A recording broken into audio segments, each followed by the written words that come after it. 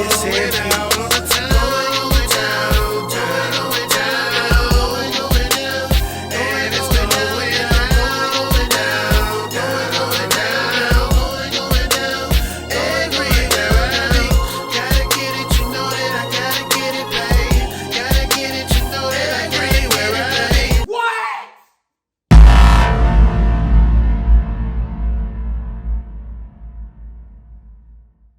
It's a beautiful day in the neighborhood.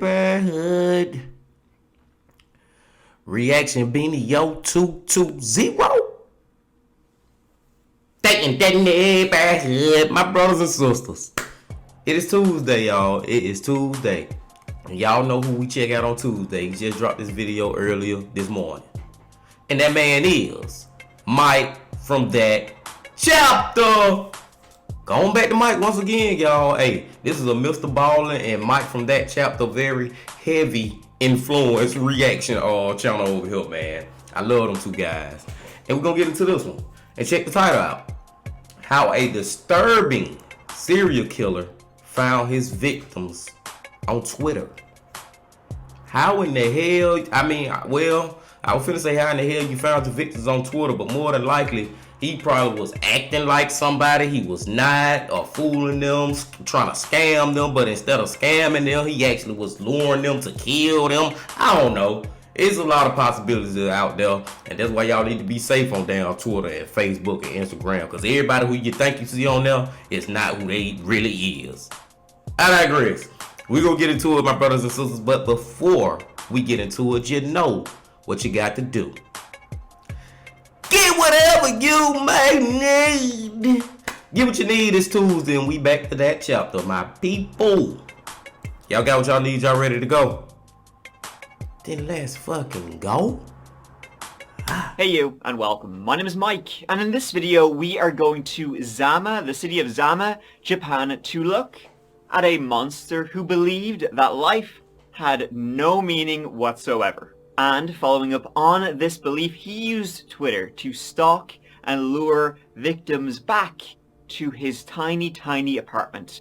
It's a very, very small apartment, but he made that space work, as you will see. It was an apartment of horrors. But before we get into that, if you would like to see crime and bizarre plot videos every week, please subscribe, because this is all about that chapter of life. Now let's give it a go. Let's give it a go and get whatever you may need. The city of Zama, it lies in the Kanagawa prefecture, which is part of the Tokyo megalopolis region. I mean, the city of Tokyo, it's just so sprawling. It's kind of hard to say when the city actually ends and becomes another. That is where Zama lies. Now, Japan, it's pretty well known for being, quite safe, not very many killers there, so when one, when it hits the news, it tends to be quite shocking. And then, usually the killers that hit the news tend to be quite shocking themselves. It's always, mad stuff. It's one of them, and it is the story of Shiraishi Takehiro, who was born and raised in the city of Zama, a man who would later be dubbed the Twitter Killer. He was born on October 9th, 1990, and growing up with his parents and his younger sister, he was basically described as a pretty quiet, unremarkable child. He kept, to himself. He went to the local elementary school and the local high school. In class, his grades, they weren't great, they were terrible. Pretty much like he was the kind of person where not many people would really remember him, but he worked as hard as he could. He never missed a day of school. Outside of the classroom, he was on the baseball team, he was on the track team. Not really like a star athlete, and nothing really about him stood out. Like people would later say about him, he was, a pretty quiet guy, the kind of guy who would rather listen to you speak about yourself than speak about himself. But one thing that was just a little bit off, was that Takehiro and his friends, for fun, they would often choke each other. Now, back then it was just, hey, guys being dudes, but kind of, in retrospect, pretty weird. And in normal spect, too. Takehiro's parents would divorce just as he was finishing high school, something which seemed to kind of bother him quite a bit.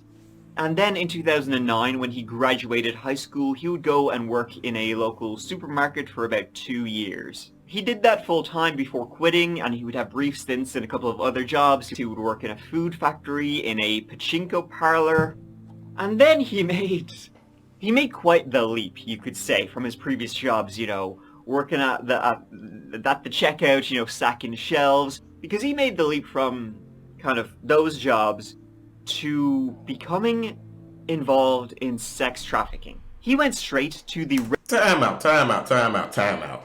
This dude was living such a normal life all the way from a child, an adolescent. Grew up just basic, you know what I'm saying? He didn't really stand out, but he just was like a very, like the epitome of a normal person. You know what I'm saying? And then all of a sudden, what you just woke up one day and just said, I wanna get into sex trafficking. Like, whoa, bro, this shit seemed a little weird. Maybe he always had that in the back of his head. How you do it? red light district of Tokyo. Kabukicho is the entertainment district in Shinjuku, Tokyo. Nicknamed the Sleepless Town. It's home to bars, clubs, restaurants, and love hotels. Sounds great. But it's also largely run by the Yakuza, you know, the Japanese mafia, so kind of maybe a little bit dicey at times. And as you can imagine, like, there's a lot of crime there. And not just violent crime, but, you know, drug dealing and sex trafficking. It's the kind of place where you don't really want to forget the hand sanitizer. And nice, you know, quiet, unremarkable Takehiro, he ended up there. He ended up becoming what was called a scout for the gangs in the area. And what he did was lure women into becoming sex workers. Essentially tricking them into joining the sex trade and then probably becoming sex trafficked themselves. He was described by those who knew him at that time as ambitious, dangerous man who was capable of betrayal. And another woman who knew him said he was unusually more gentle than ordinary people, but was fascinated with death, including hurting himself. See, that's what I'm saying, y'all. On the surface, he was a regular person. And this is how a lot of these crazy motherfuckers be. On the surface, yeah, growing up, normal child, and all this and that. But behind closed doors, in the back of their head and their mind, they been lunatics. And now I just feel like it's coming out now. Now he's showing his true colors.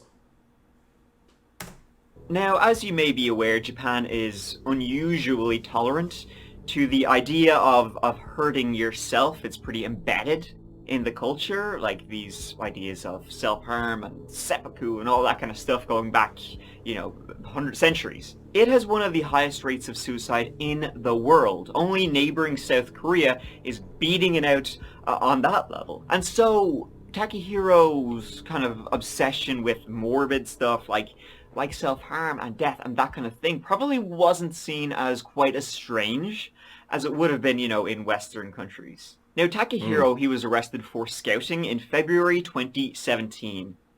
Finally. And he was sentenced to 14 months in prison, but that sentence would be suspended, and he would get a 3-year suspended sentence. So he stopped working in the Kabukicho area, and he went back home to be with his dad. Now, remember, his parents had split, so he was living with his dad, his mother, and his younger sister. They had left to go off somewhere else. And Takehiro was very close with his dad. As I said, you know, they lived together, and his dad, for work, he would design car parts and that sort of thing, and he had his own workshop. And Takehiro would often be there, you know, helping him out in the workshop. They would go out for dinner together and all that sort of stuff. However, it seems Takehiro's obsession with, well, death, started going overboard in the summer of 2017, so a couple of months after he had left Kabukicho and all that kind of stuff. Around that time, he said to his dad, "I don't know why I'm alive." Then, in the August of that year, August 2017, he told his dad that he had met the love of his life. He hadn't. And that he wanted to move into his own little apartment. And so he asked his dad to be guarantor of this apartment. His dad said, "Yep, sure thing, buddy, you got it." So he moved into this other apartment, which was in a neighborhood from where he was from. In Zama, it was about a mile from where he grew up. He moved in there on the 22nd of August, and it seems that then maybe being alone was not the best thing for him, because it seems his fascination with death and with morbidity and all that kind of stuff, well, that hero decided the self part, not so much, but the harm part, a big yes. Hi. And the method he used to explore this fascination he had was Twitter. Oh shit, here we go. In September 2017, a profile was created on Twitter. The username, Hanging Pro. The name, Hangman. And as you can see, the profile picture was an anime-style dude with cuts on his wrists, neck, and a noose. Subtle. The bio read, I want to help those who are having a hard time. DM me. Let me just read out what his pinned post was. People are bullied all the time at school and work, and when you can't handle the place you go every day and the people there, that'll push you further and further mentally. I think lots of people are suffering and attempting suicide, even if the news isn't covering it. I want to help these people. You probably have a good idea of what help means. What he is kind of implying by there. Like, on first glance, it looks like he's just trying to help people maybe who are going through a dark period in their lives, who he just wants to help out, right? Maybe help them get better, see the light, people who are depressed, whatever. That's not what he was meaning. He was meaning something a hell of a lot darker. Otherwise, on the platform, he would retweet cute pictures of cats and dogs, and he would also tweet other posts about self-harm and so on. As I said, through this he would meet people who wanted to hurt themselves under the guise of helping them. In October 2017, Aiko Tamura disappeared. She herself was a Tokyo native, and at 23 years of age, she posted about on Twitter self-harm and that kind of thing. Just a couple of months previous, her mother had sadly passed away, and that was something which absolutely devastated her and led her down this path.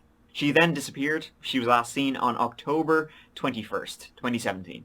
It was Aiko's brother who began looking for her, frantically trying to find, the sister who he loved dearly before she could do something to herself he couldn't undo. He was mad and frantic to find her. Upon learning that she hadn't been seen, he went to her friends, to her work, to everywhere, and he could not find any single trace of her at all.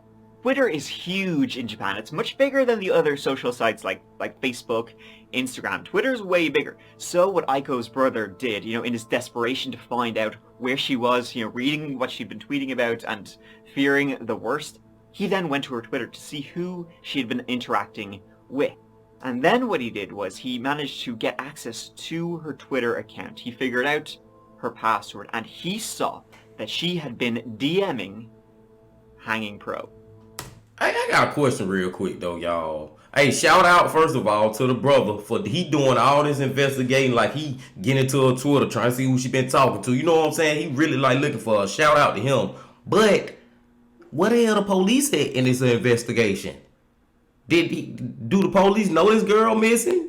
I don't know. I don't think Mike said nothing about the police knowing that she missing. So maybe they just ain't never know. Maybe he just took it into his own hands from the very beginning to try to find her. That's the thing that's striking me. And then another thing that's striking me is this damn picture. I don't care how self-righteous you talking on Twitter and all that. That picture would make me not fuck with you. As far as, especially not talking about meeting you in person. Like, that just strike me as off. More than the damn scars and shit, the noose around his neck. That's the part that just like, nope, I'm not fucking with whoever you are. I'm good. But let's go. I just want to know what the hell the police was.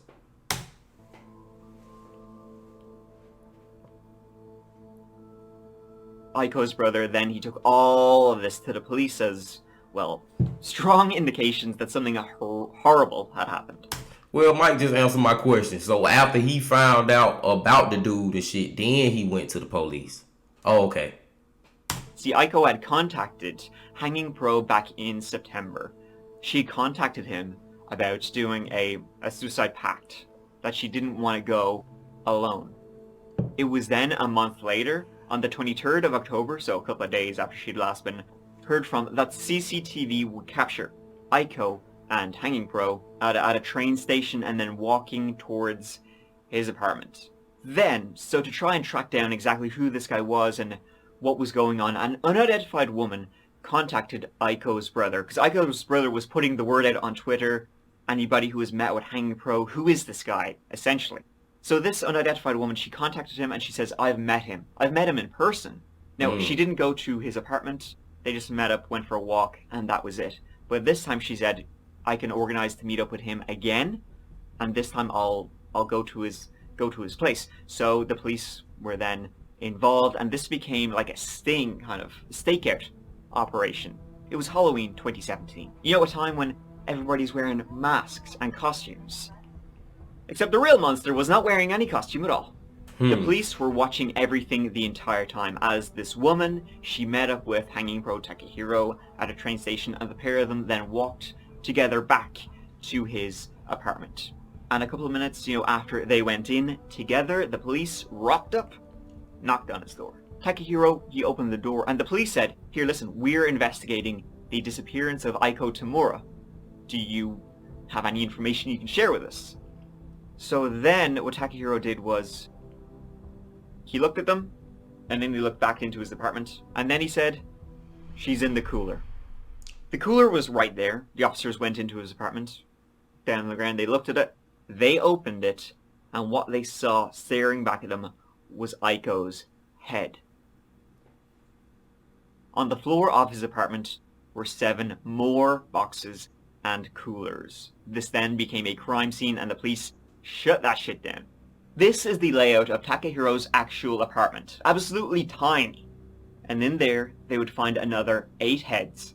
Littered throughout were arms, legs, and hundreds of bones. And in those boxes, those orange boxes, inside each were human remains.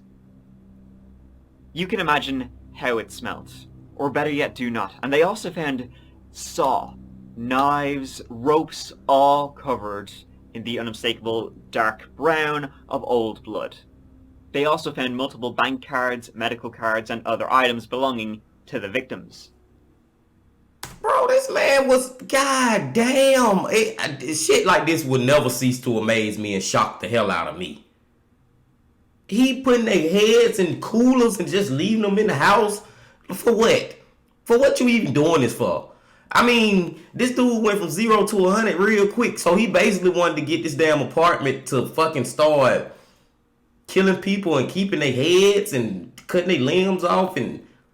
Bro, what the fuck?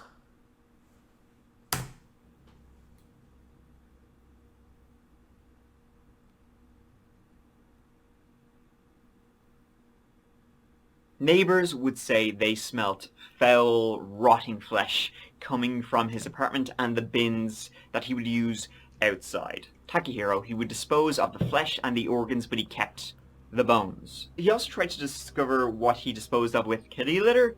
It didn't really work. Like, neighbors would say they often saw him using the bins an unusual amount, and the extractor in his bathroom was on 24/7. Takehiro Shiraishi was initially arrested and charged with abandoning bodies, but that would swiftly change. No, I gotta say this real quick too, y'all. The neighbors talking about they smell dead flesh and, smell dead human remains and shit. Why ain't none of y'all told the police about this? Y'all smell a foul ass odor coming from your neighbor, house, apartment, whatever, and you not reporting this shit to the police? Come on now, my brothers and sisters. If that would have been me or y'all, I'm pretty sure we've been smelling something that don't smell right, and maybe I let it slide for one day, maybe. But when this shit go on to the point where 8 people dead, basically flesh and body and shit in his house, and ain't nobody said nothing, that's crazy too. じっとしている、淡々と聞いている、そんな印象です。特に言葉を発することもなく淡々と裁判長の話を聞いている、そういう姿でした。で、裁判長は主文を後回しにして先に判決理由を述べました。Now initially, his lawyers tried to say, okay, listen, this is not what it looks like. Was he involved in what happened to him? Sure, but this was murder with consent. These were all people who just wanted to harm themselves anyway. And Takahiro said here, listen, I'll help you out. I'll help you along this, I'll give you a hand. But Takahiro himself would tell a different story to his own lawyers. He would say that all of these victims who were found, they expressed online that they wanted to hurt themselves. But when it came down to it, when he met them in person, no, they didn't. None of his victims consented to death. And when he would actually come forward and confess, he didn't deny what he had done for a second. When he was confessing to the police, he said it had nothing to do with self-harm and that kind of stuff. He murdered these people for 2 reasons: for sex and for money. He did it because these people, they couldn't turn him down. And he also would steal all the money they had and whatever he could sell. Of the 9 victims found, 8 were women. 1 was a man. The boyfriend of one of the women, his first victim, see, he had met up with this woman after Hanging Pro had been DMing her online. They went out for dinner and drinks, but Takahiro was a little bit annoyed when her boyfriend joined them also. So then, a couple of days later, he messaged this woman again, and they met up alone.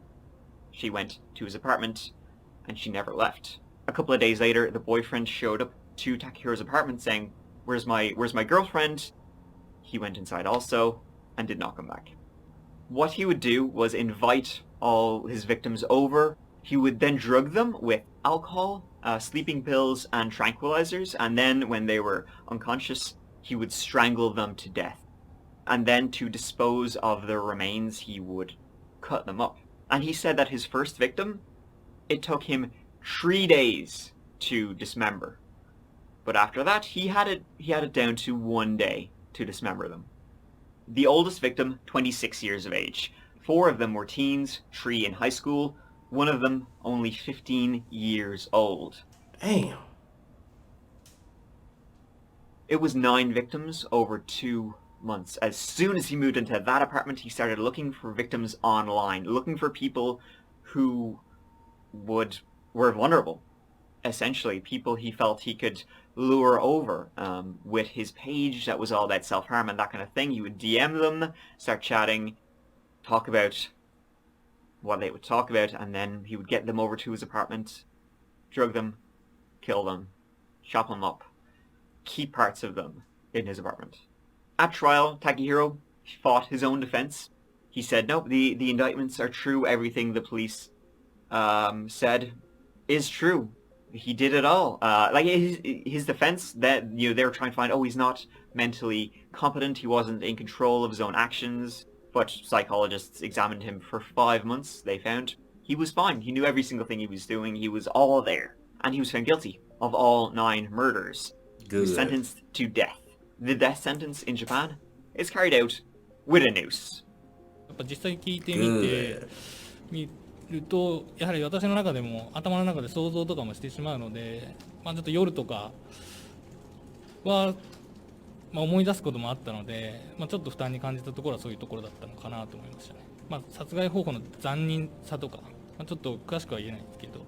At his sentencing, he said, I am sorry for having killed some of the victims, with whom I spent a lot of time, and would like to apologize to these families. But for the others, I don't really feel a deep sense of regret. In any case, I am sorry only because I failed when I got caught. If I wasn't arrested, I will not be regretting anything. Wow. To be fair, he's refreshingly honest for a psychopathic monster. I was just about to say that, y'all. And I ain't, just to be fair, like Mike just said, from the beginning, that the time that the police showed up at his house and they was looking for the girl, he was like, oh, she over there in the cooler. You know what I'm saying? He ain't trying to hide nothing. His defense attorney was trying to lie and try to weasel way up out of this for him. And he was like, no, they ain't none on consent. I did it. You know what I'm saying? The dude honest as fuck. You don't hardly see that with murderers. They may confess to it, but they still hold some sort of details back or whatever. But this dude giving it to you straight how it is. Even though it's fucked up as hell. Do he realize how fucked up this shit is that he did and what he saying to the police? I don't think. Maybe he do. If he do, this a lunatic. Long story short, short story long. He is an insane motherfucker, and I'm glad he got that death penalty. あ、まだ判決か出ましたか。白石貴弘被告に死刑判決、主文後回しということで、今日2時判決公判スタート、中継をお伝えしましたけども、主文後回しで判決理由読み上げた後、死刑が言い渡されたということですね。白石貴弘被告に死刑判決です。神保さんどうぞ。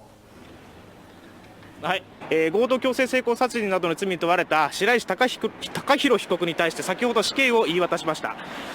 その時の白石被告の様子ですが、椅子に座ってじっとしている、淡々と聞いている、そんな印象です。特に言葉を発することもなく淡々と裁判長の話を聞いている、そういう姿でした。で裁判長は主文を後回しにして、死刑判決が出たとしてもこれは控訴しないと、そういうふうに話していて、その判決を受け入れる姿勢を示しています。ごめんなさい、こちらから以上です。失礼しました。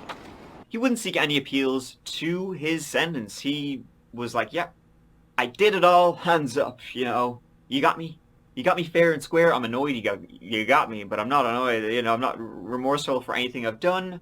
He said he would not appeal his sentence. Pretty much just accepted that, yeah, he was a monster. He did not feel empathy for any other human being ever his entire life, and he did what he did. Straight up. This is, once again, like we've seen in other stories of monsters prowling the internet, a story of a man seeking out some of the most vulnerable in society. Unfortunately, monsters do exist, and he is most definitely one of them. Someone who is never sorry about what he did, only that he was caught. If he hadn't been, he would have kept it up. Takehiro was a creature who embodied the darkness, like a spider who hid in the pits of despair, finding you when you were at your most vulnerable, luring you into his web, and then devouring whoever he could. It's an incredibly tragic story of these 9 people who just wanted someone to be there. They thought there was no way out, and when it came to it, they knew life was worth living. Unfortunately, that spider Takehiro already had them in his grasp. So he now is on death row, now these many years later. Yes, he's still alive, he's still in prison. He said he does want to get married. He gets fan mail all the time. He hasn't responded to any yet. I guess he just hasn't been the right one. But he said that, you know, yeah, looking to get married, so that'd be pretty cool. Good luck to whatever unlucky woman that is. Thank you so much for watching. I really... My brothers and sisters, this one had me sad as fuck for the most part. You know, I be going through my range of emotions. And I'm still sad for them victims, no doubt. Rest in peace to all them. And just the way that he did their bodies, and you know what I'm saying, the way they went out, the way he manipulated them into his apartment to do that fucked up shit. But at the end, I started to get a little pissed off at your boy. I don't even remember his name. I don't even want to remember his damn name. But I started to get a little pissed at him because of just the... Even though he was being honest like I just was talking about, and he was honest to the 100th degree, but I'm getting pissed off at him because of the no remorse. No remorse, none. He straight up said if he don't feel sorry for, he feels sorry for some of them, but then he don't feel sorry for other ones. And if he would have never got caught, he would have kept doing it. Like, fuck you. I hate the fact that he's still alive. He been sitting on death row for what? This 2023, 6 years now? That's another thing I don't understand about that death row shit, man. Sometimes people can get the death penalty and be alive for damn 10, 15, 20 years after they receive the penalty, just still sitting in jail. You get the death penalty, man, they need to make up some laws. And this over in Japan, so I ain't just, well, fuck it, I'm gonna speak for the whole world, even though I know this shit ain't gonna never happen. So let me just speak for where I live in the United States. If somebody get the death penalty, man, I feel like, bro, we need some written into law for every state in the United States, every island, the Virgin Island, Puerto Rico, Guam, wherever. You get the death penalty, within a year, your ass should be dead. And I'm being lenient by saying a year. I don't understand the system. It's so much shit in the system that some of y'all like them might understand who really studied the laws, or you know what I'm saying, into that shit hard as far as why this person get 20 years and this person get 30. And another one is Why in the hell people get the death penalty and they don't never goddamn get put to death until years and years and years and years and years later? Shit crazy, man. And like I said, y'all, just be fucking careful on these damn social media sites. Just be careful in general. But on these social media sites, don't believe that everybody is who y'all think they are, man. But just like in real life, when you meet somebody and you get to know them before you really start hanging with them and doing shit and going over their house and shit, just like you do that in real life, most definitely do that for social media too, man. God damn, bro. This was fucked up. This dude here was crazy as hell. And I'm saying was, but he still is because he's still alive, and that shit just pissed me off with no remorse. Don't give a fuck about what he did. I'm gonna let y'all go, my brothers and sisters. I digress, man. Excuse me. Y'all just make sure y'all hit that like button, comment, subscribe, and do all that right there for me. And I'll be back tomorrow, of course. But until I see y'all again, my brothers and sisters, you know you got to hear this thing from me. Love, peace, and happiness. Stay safe. Don't stop. Keep going. Yeah.